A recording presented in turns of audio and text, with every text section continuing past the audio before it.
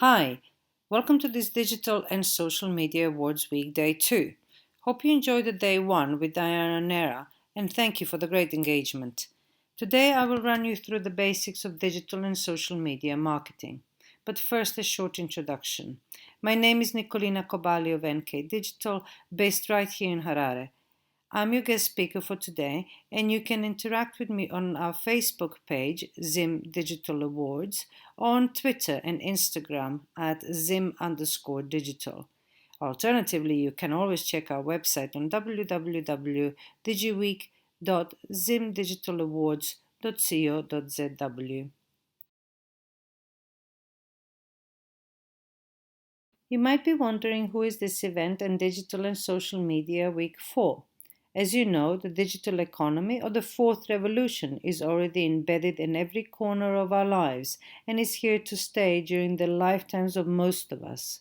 By now, you also probably heard that digital marketing skills are in serious demand worldwide, and the digital skills gap is set to widen with a related job market that is booming, and companies, including small and medium businesses, are putting more and more focus on digital marketing than ever before. To fill in this gap that is also growing across Africa and Zimbabwe, we organize this event so the business owners and marketers across all industries and those who want to become in demand and savvy digital marketers can get the most up to date information and guidance how to navigate and earn money from this fast growing field. So, if you're one of them, join us this week and this lesson to learn and enhance your digital marketing skills. And here's a special bonus from me for this part of the event. You can test your digital marketing skills right now for free using my free diagnostics test on www.nicolinakobali.com/digital-diagnostic. Enjoy! So let's have a look at what we will cover in today's lecture. After these introductions, we will look at how marketing has changed over the past 20 years or so and what are the main differences between digital and traditional marketing. After that, we are going to outline what is actually digital marketing, and in the next section, what is a digital marketing ecosystem. This is an important slide that we'll spend some time on in order for you to understand the actual system of digital marketing. So bear with me on this slide as I hope the penny drops and you understand the interactions of different digital marketing tools you should use to build your own digital footprint and get real results.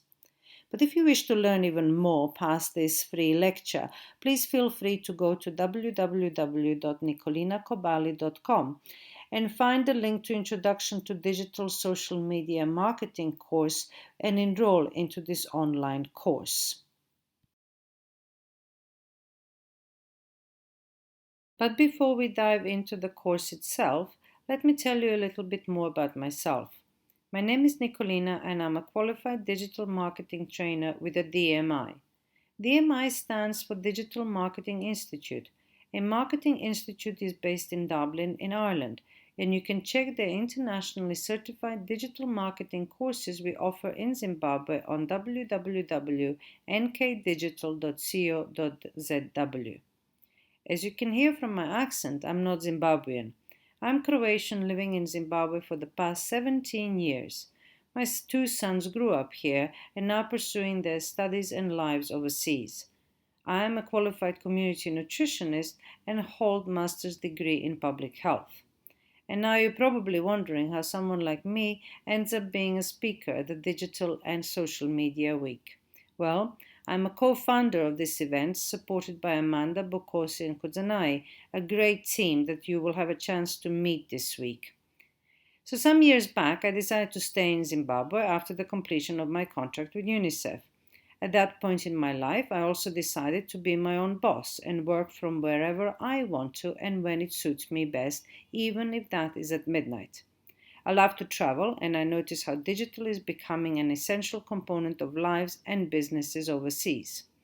Upon return to Zimbabwe, I started to offer digital marketing services to local companies, but then spent more time teaching them about it than actually providing the services.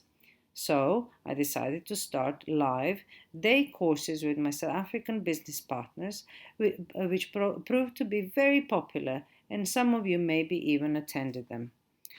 Forward a few years on, I decided to make a next step and offer an international certification by the DMI to uplift the skills of marketers and others in digital marketing.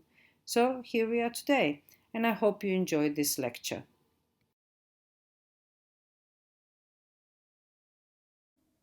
So let's begin.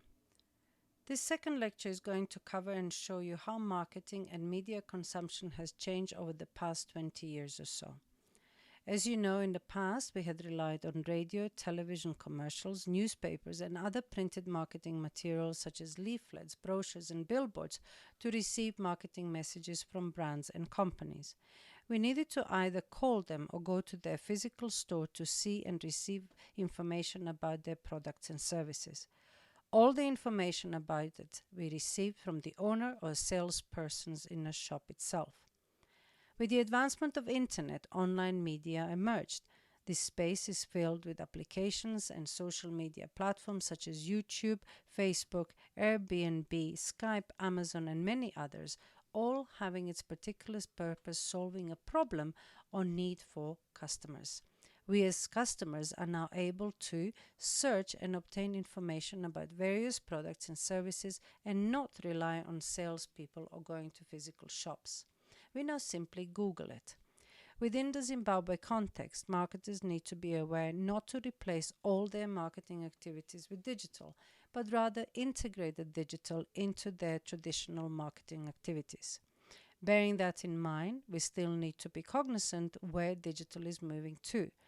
Even if we look at South Africa and other developed economies such as UK, Australia, Europe, or the States, one notices digital space is now filled with online media that is taking over the majority of the market space.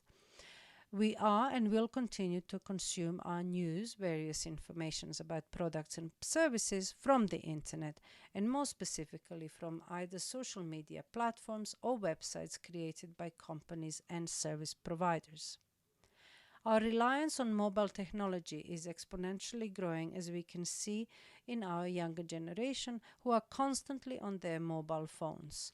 Mobile phones are no longer a mean of communicating through calls only, but we use them as alarm clocks, navigation tools for banking, for entertainment, for obtaining up-to-date news, use them as calendars, calculators, etc. This fact is very critical for business owners and marketers, as they need to ensure that whatever they do is easily accessible through the mobile technology. At minimum, you as a business owner need to ensure your business website is mobile responsive. But more about that a bit later. A small but significant note here. Did you know that here in Zimbabwe we are on average between 5 to 7 years behind the curve when it comes to the digital marketing compared to South Africa, and minimum 20 years behind the developed economies?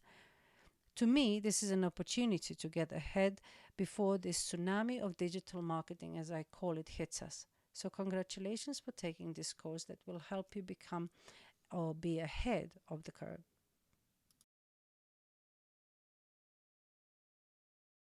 So what is the difference between digital and traditional marketing? As we outlined above, traditional marketing is very much centered around the salespeople providing us with that information we needed about their products and services. Companies use printed media as well as TV and radio to transmit their marketing messages.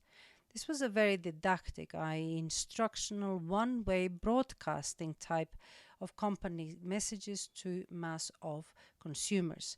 Us, the consumers, were not able to directly communicate with companies and service providers apart from visiting their offices, picking up the phone, or writing a letter or an email to them. On the other hand, with digital marketing, the consumer becomes the center of the marketing efforts. Within advancement of digital and social media marketing tools, we, the consumers, have a direct and almost instant communication channels with the companies and service providers.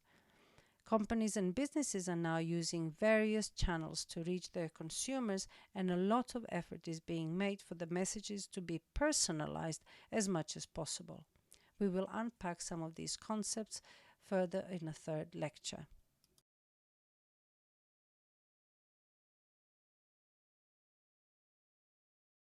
So let's look at the digital around the world, how digital has changed marketing, what is digital marketing, and its main benefits. As you can see from this Hootsuite slide and the statistics from 2018, we have 7.5 billion people living in a world of which 55% live in urban areas. Of those 7.5 billion people, 4 billion people are already internet users. This is a global penetration rate of over 50%. Zimbabwe internet penetration rate is in its high 80 to 90% as a comparison. Going back to the world's population, 42% of the world's population are active social media users.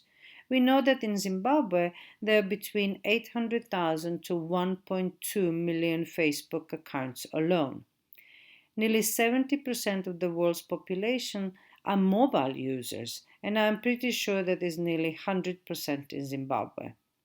Nearly 3 billion people in the world, or 40%, are active mobile social media users. We are seeing a very similar trend in Zimbabwe as well. So, what are all these numbers telling us?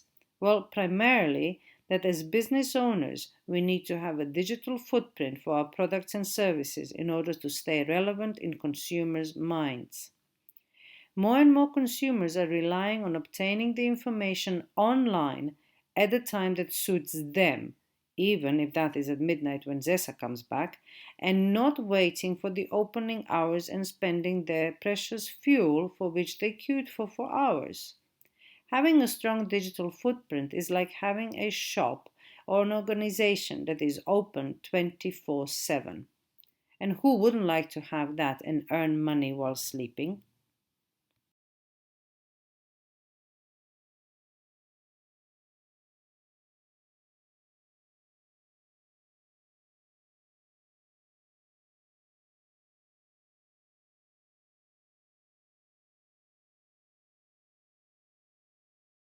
So, what is digital marketing?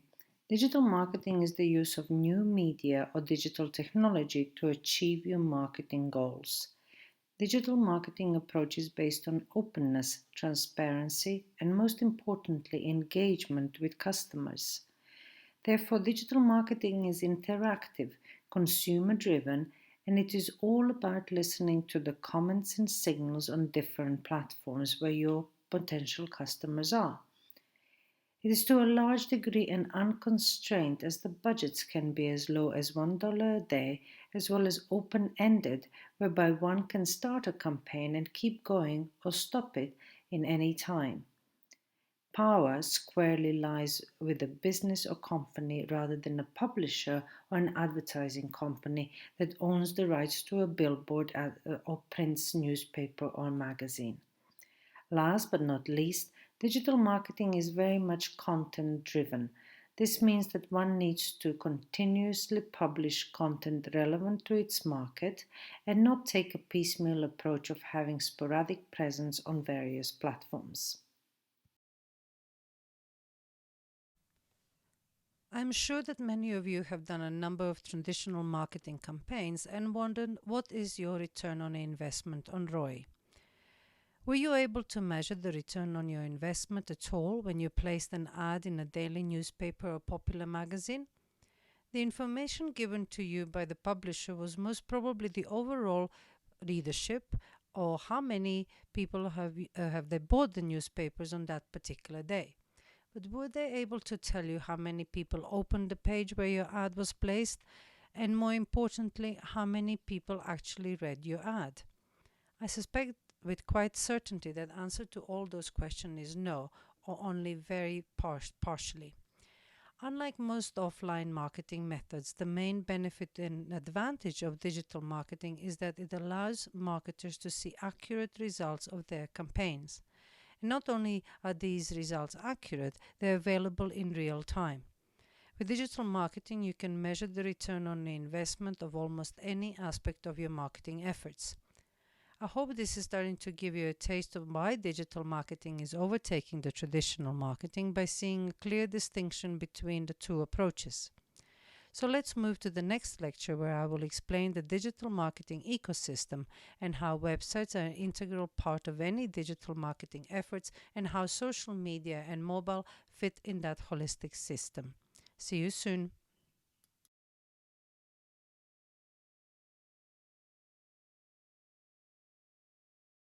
Let's now.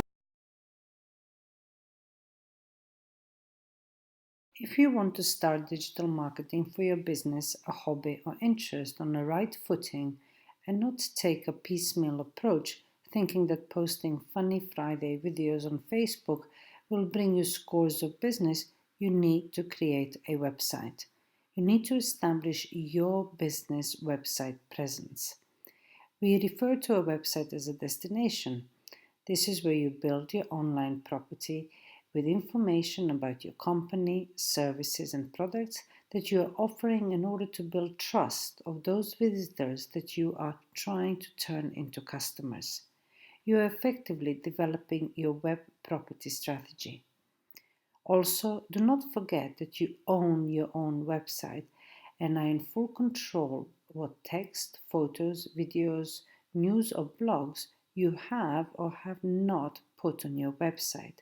This is very different from social media platforms that are owned by Mark Zuckerberg and others, where the goalposts actually change very, very often. Of course, you can and should put links to your social media platforms on the website itself so people can follow you on the platforms that they are using.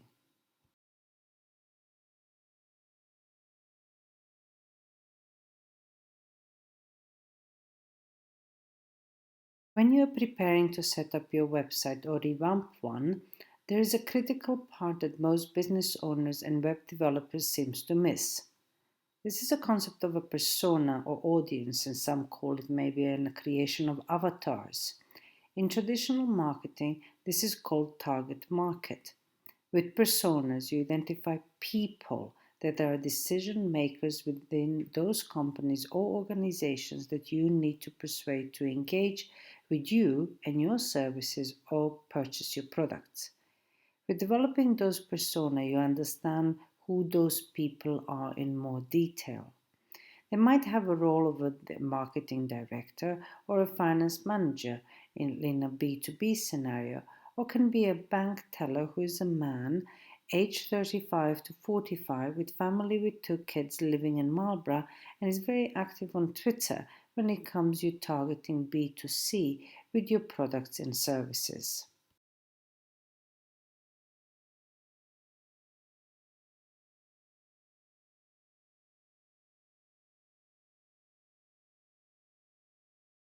Once when you develop the personas for your website and agreed with your developer on the look, core colors, tone, and structure of your website, and you have published it on the World Wide Web, you're ready to take the second step, which is developing a social media strategy.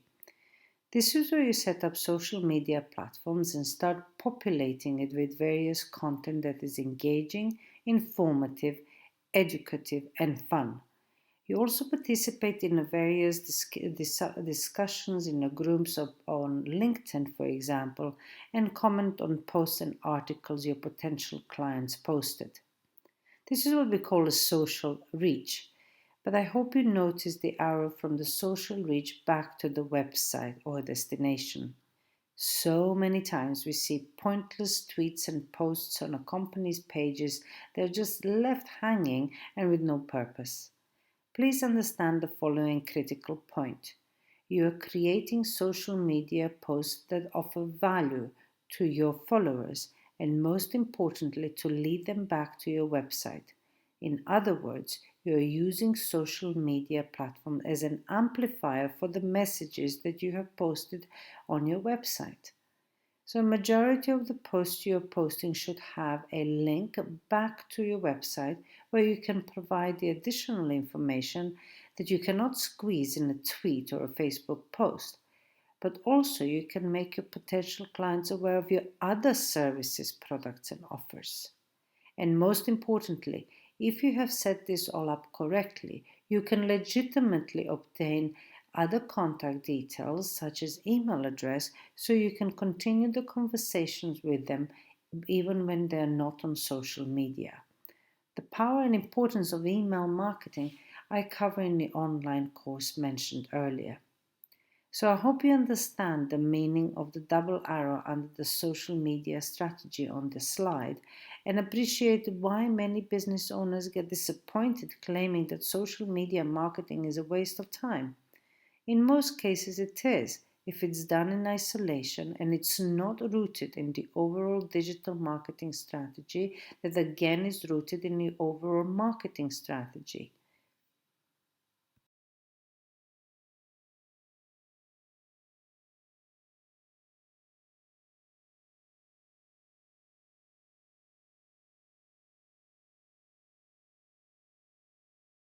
The third part of the equation is mobile reach and development of the mobile strategy. As mentioned before, marketing has shifted to mobile as the millennials enter the market and will dominate it for the next 20 years or so. Therefore, you need to ensure that your website is mobile responsive and it is automatically adjust itself to the screen size of the user. Also, do you find it frustrating, as I do, when you have to wait for the home page to load to see the website menu on top, then click on contacts, wait again for an unoptimized Google map to load, only to find the phone number you need in the first place to call that company or organization? Well, I certainly do, and the amount of data and money that I've already wasted makes me really cross. All that is totally unnecessary if you could just put your company details, such as a phone number and email address that is going to be answered on time, on top of your pages, both on a desktop and especially on a mobile version of your website.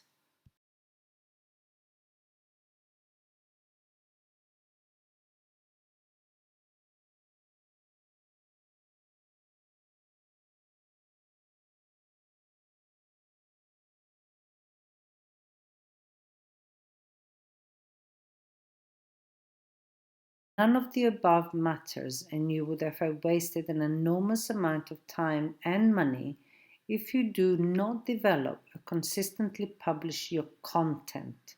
Content is all the text, photos, videos, infographics, or the combination of these that you are posting on your website as well as social media platforms. Please do not be fooled. These strategies, especially website and social media in particular, done properly, are not something you wake up on Monday morning and think what post you will post for that day only.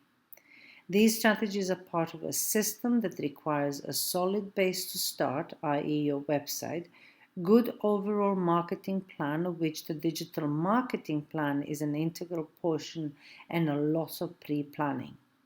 In this way, the posting of blogs, social media posts, etc., is completed well in advance and not as one wakes up on Monday morning dreaming up a post for the day and expecting it is going to bring them thousands of dollars in revenue.